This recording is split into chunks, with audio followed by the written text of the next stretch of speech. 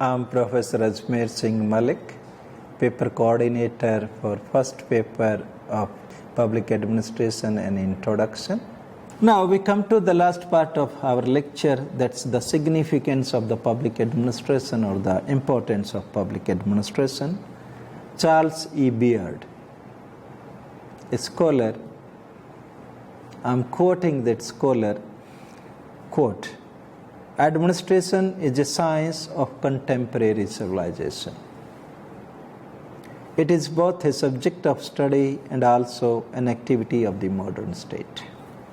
When we say administration is a science of contemporary civilization, means whatever we know in the civilizations, that depends on the performance of the administrations or vice versa. I'm quoting C. Merriam. "Administration is evolution of another human technology leading to man's adoption to his complex environment." This is again a very wider definition, and wide in the sense that man is coping with the environment, how to adjust and how to adapt itself to the environment by means of science and technology, by means of other things, but administration also contributing as much as the other sciences are contributing towards it. And it is also reminding us, Wilson believes, that increasing complexity of the society have been responsible for growing functions of the state.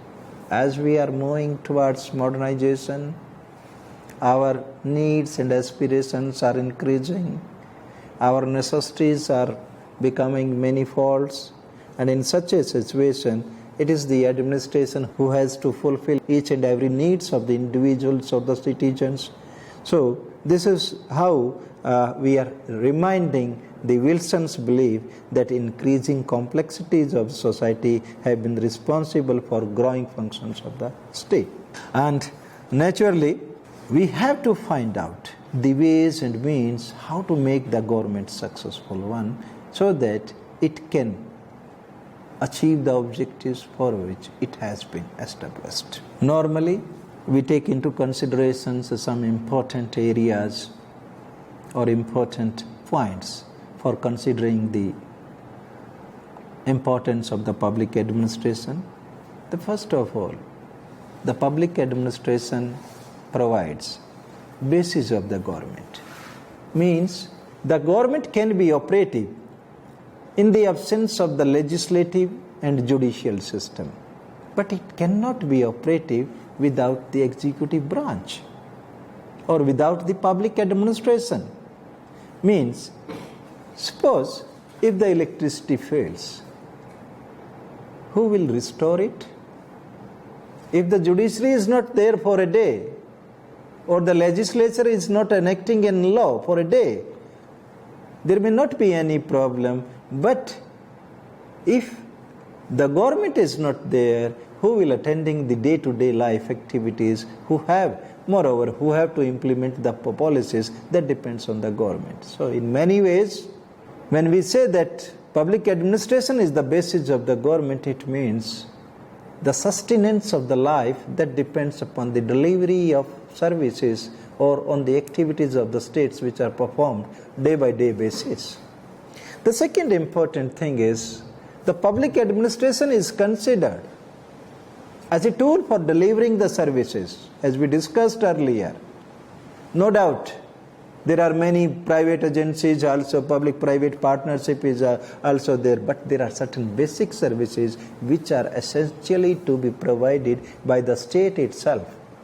I'm not saying that the services which are provided by non-governmental organizations or the private organization or under any arrangement, those are not part of the public administration, but I'm saying that public administration is a tool through which delivery of services to the people is possible, and without delivery of those services to the people, it may not be possible to survive the life. I'm expressing the Negro's belief, who stated that the real core of administration is the basic service performed for the public. Third important aspect of relating to the importance of public administration is that it is considered as instrument for implementing the policies. Naturally, when we call implementation of policies, we mean that it's relating to formulation, adoption, and implementation. Formulation may be having more political content. Adoption is also having some political content, but implementation is not that much of political content, although particularly in developing countries, there may be some sort of political content at the time of implementations also. So that's it. But it is possible only through the public administration or the different agencies created for that purpose. No doubt, development activities have been prioritized and left to the individual initiatives, particularly after the reforms.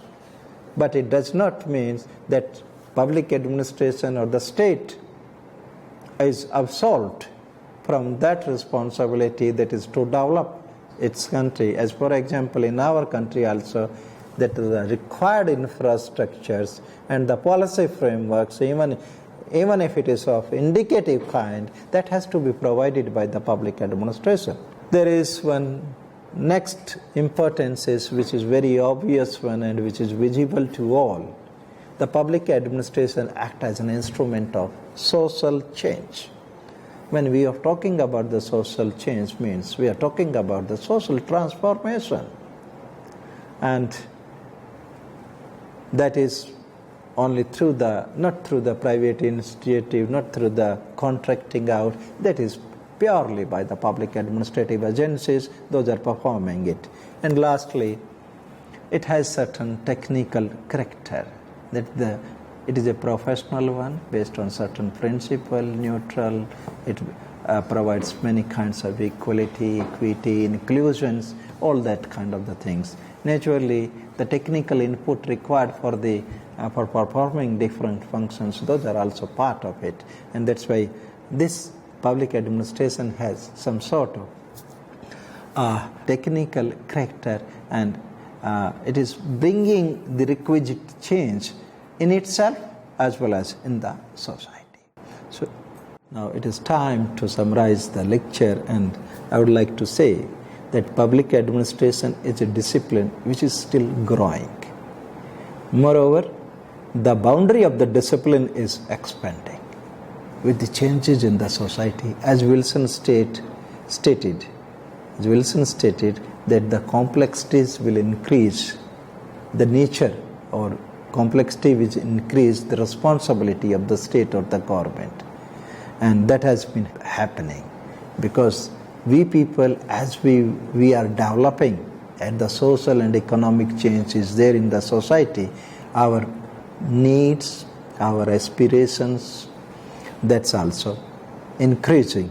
And in such a circumstances, it is but natural that discipline is also changing and our discipline is also growing.